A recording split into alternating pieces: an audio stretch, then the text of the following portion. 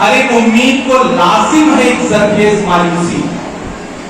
गाजीपुर के अदब नवाज लोगों, सुनना मेरी बात को कि हर एक उम्मीद को लाजिम है एक सरखेज मायूसी।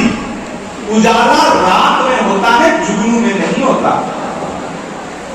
हर एक उम्मीद को लाजिम है एक सरखेज मायूसी। उजाला रात में होता है, जुगनू में नहीं होता। सहारा हो ना हो मैं नाव ले जाऊंगा साहिल तक। हुनर मल्लाह में होता है, चप्पू में नहीं होता। हमें लगता है कि कोई एक रहनुमा आएगा, कोई एक हीरो आएगा, हमारी सारी समस्याएं खत्म कर देगा। नहीं, अपनी लड़ाई खुद लड़नी पड़ेगी। हम जिस दौर में जी रहे हैं, वक्त की ये जरूरत समझ लो, बिन पढ़े अब गुजारा नहीं है। ना कोई रहनुमा ना हुकूमत, कोई भी अब तुम्हारा नहीं है। खुद लड़ना है इस लड़ाई को। और इस मुश्किल दौर में जब आप इस लड़ाई को लड़ने के बारे में सोच रहे हैं, तो एक बार आपको अपने गिरेबान में भी झांकना पड़ेगा। मेरा मानना है कि हम किसी महफिल में खड़े हो, बैठे हो, सुन रहे हो तकरीरें, और हमारे कानों को अच्छी लगने वाली बातें ही सुनाई जाए, तो फिर कुछ ना कुछ मिसिंग जरूर हो रहा है। कुछ ऐसी बातें भी बोली जानी चाहिए कि जिससे माइक थोड़ा बेहतर करके, जब भी आजकल हम बोलने लगते हैं, चाहे पार्लियामेंट में चाहे यहाँ, माइक जरूर डिस्टर्ब करना शुरू करता है। माइक एक बहुत बड़ी समस्या है, तो मेरी गुजारिश है कि माइक थोड़ी देर बेहतर रखें। नहीं भी बेहतर रहेगा तो मेरी आवाज इतनी बुलंद है कि मैं बिना माइक के भी आप तक अपने दिल की धड़कनें पहुंचाने की जरूर कोशिश करूंगा। मैं इसलिए जिंदा हूं कि मैं बोल रहा हूं, मैं इसलिए जिंदा हूं कि मैं बोल रहा हूं। दुनिया किसी गूंगे की कहानी नहीं लिखती, हमें बोलना है। इसलिए मैं यहां खड़ा होकर के तालीमी इदारे में खड़ा होकर के बात कर रहा हूं, क्योंकि खुदा ने मुझे शायरी का लहजा दिया है, तो मैं उस लहजे में भी बात करूंगा और तकरीर की शक्ल में भी अपनी बात रखूंगा। यहाँ मेरी माएं बहनें बैठी हैं, स्टूडेंट्स बैठे हैं, तलबा बैठे हैं, तो मुझे लगता है मुझे थोड़ी सी शायरी की ज़बान में भी बात करनी चाहिए। ये वक्त की ये जरूरत समझ लो, बिन पढ़े अब गुजारा नहीं है। कोई सियासी रहनुमा खड़ा होकर आपसे ये कभी नहीं कहेगा, लेकिन मैं कहने की हिम्मत कर रहा हूं, क्योंकि मैं चाहता हूं कि सच्चाई से रूबरू होना जरूरी है। वक्त की ये जरूरत समझ लो, बिन पढ़े अब गुजारा नहीं है। ना कोई रहनुमा ना हुकूमत, कोई भी अब तुम्हारा नहीं है।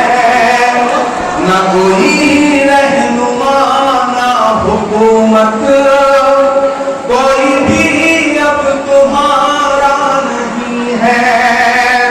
इब्तिदा लफ्ज़ इक़रा से यारो, जिसके कुरान की हो रही हो।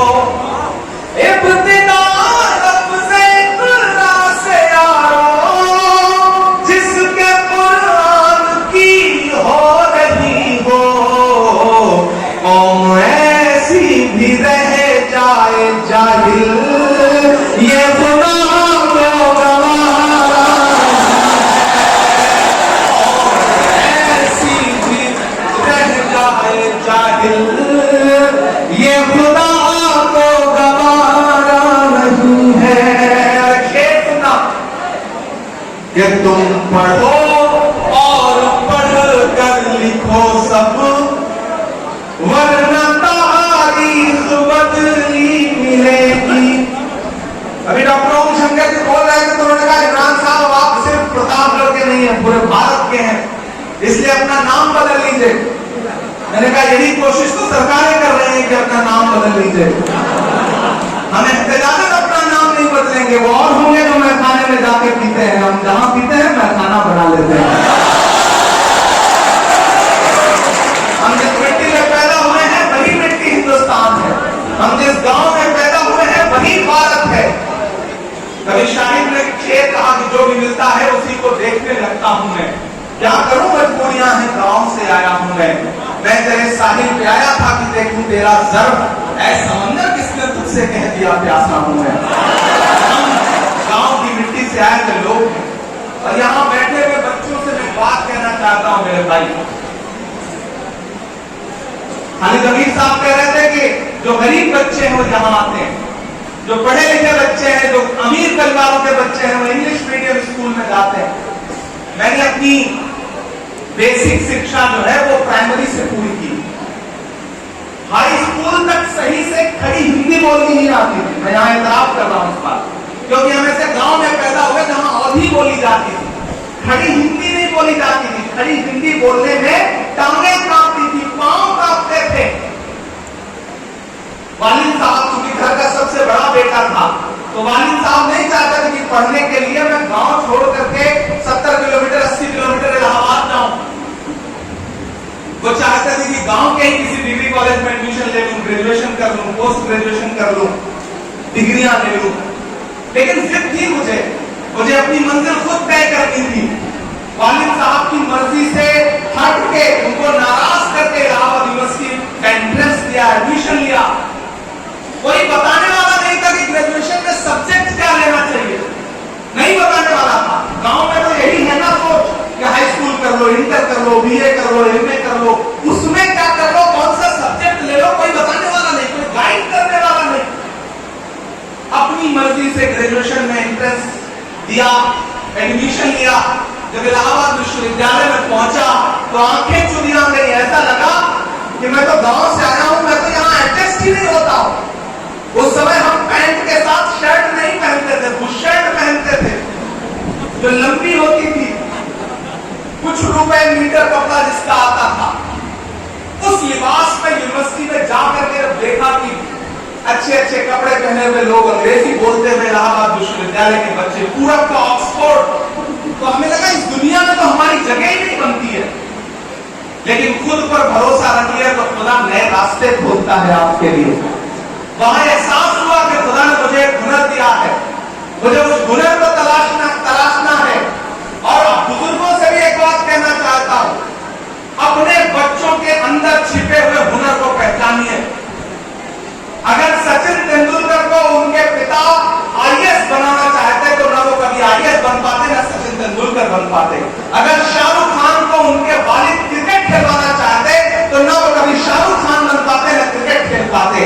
अगर इमरान प्रतापगढ़ी के वालिद जैसी जिद कर रहे थे कि डॉक्टर बनना है या फिर यूपीएससी करना है, अगर मैं उस कोशिश में लगा होता तो शायद ना तो आईएएस बन पाता और ना ही आज मेंबर ऑफ पार्लियामेंट बनकर देश की सबसे बड़ी पंचायत में बैठा होगा।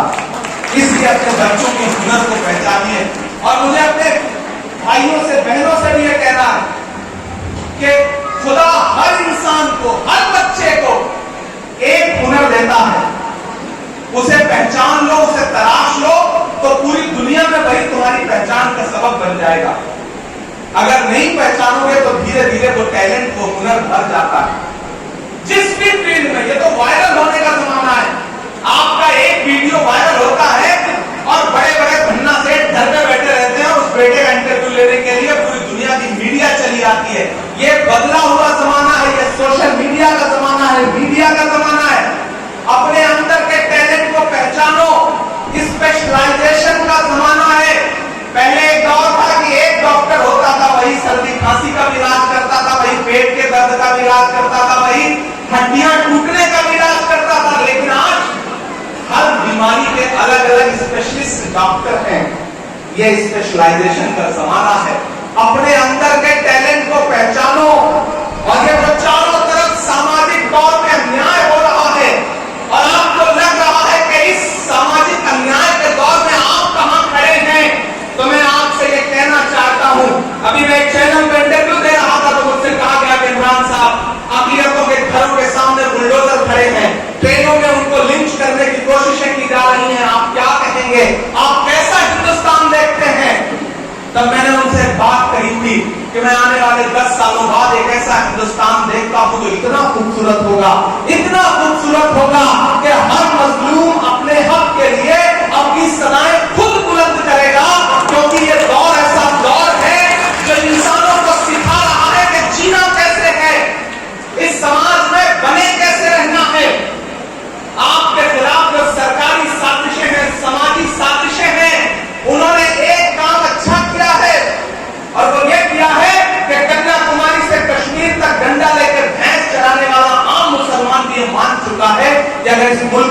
जिंदा रहना है तो अपने बच्चों को पढ़ाना पड़ेगा। ये एहसास जागा है आपके अंदर, इस एहसास को बुलंद करिए। अगर आपने इस एहसास को बुलंद कर लिया, हमारे पास यूनिवर्सिटियां बहुत हैं, मैं बड़ी माफी के साथ यहाँ जो हायर एजुकेशन से जुड़े हुए लोग बैठे हैं, हमारे पास यूनिवर्सिटियां बहुत हैं और बच्चा अगर हाई स्कूल तक पढ़ लिख जाता है तो किसी ना किसी यूनिवर्सिटी में दाखिला भी ले लेगा। हमें जरूरत है बेसिक स्कूलों की, हमें जरूरत है पहली क्लास से 12th तक हमारे बच्चे कैसे एजुकेशन हासिल करें, इसके लिए लड़ाई लड़ने की जरूरत है। क्योंकि हम शिक्षा के महत्व पर बात कर रहे हैं, हमें एमए इंटर कॉलेज जैसे सैकड़ों हजारों इंटर कॉलेजेस की जरूरत है। इस भीड़ में बैठे हुए सारे लोगों से मैं ये गुजारिश करूंगा, आप अलग अलग दुनिया के लोग हैं, किसी को खुदा ने बहुत दौलत दी होगी, किसी को खुदा ने कोई अलग हुनर दिया होगा, कोई सियासत में बहुत आगे होगा। पूरा समाज हम नहीं बदल सकते, एक झटके में पूरा देश नहीं बदल सकते। अपने आसपास से बदलाव लाओ। खुदा कभी कभी क्या करता है कि आपको दौलत तो बहुत दे देता है, आप सोचते हो कि मेरा बेटा पढ़े, मैं इसे आईएएस कराऊं, इसे सीपीएमटी में ले जाऊं, पीएमटी कराऊं, नीट कराऊं, जो करना चाहे वो कराऊं। लेकिन कभी कभी ऐसा होता है कि खुदा दौलत तो देता है लेकिन आपके बच्चे को पढ़ने का मन नहीं देता। ऐसे में आपको क्या करना चाहिए? ऐसे में सिर्फ एक काम करिए कि अपने आसपास, अपने मोहल्ले में, अपने इलाके में नजर दौड़ाइए। 2-4 बच्चे ऐसे निकल आएंगे जो पढ़ना चाहते होंगे लेकिन उनके पास पढ़ने के संसाधन नहीं है, उनके वालिदैन इस लायक नहीं है कि अपने बच्चे को आगे पढ़ा सके। उन बच्चों को अडॉप्ट करिए, उनकी तालीम का खर्च उठाइए, उन्हें आगे ले जाइए। ये सबसे बड़ा कंट्रीब्यूशन होगा आपका सोसाइटी के लिए। समाज ऐसे ही सुधरता है, समाज ऐसे ही आगे बढ़ता है। हर एक उम्मीद को, हर एक, जब यह कहा जाता है कि चारों तरफ मायूसी का आलम है, चारों तरफ मुश्किलें हैं, इन मुश्किलों का हल कैसे निकलेगा?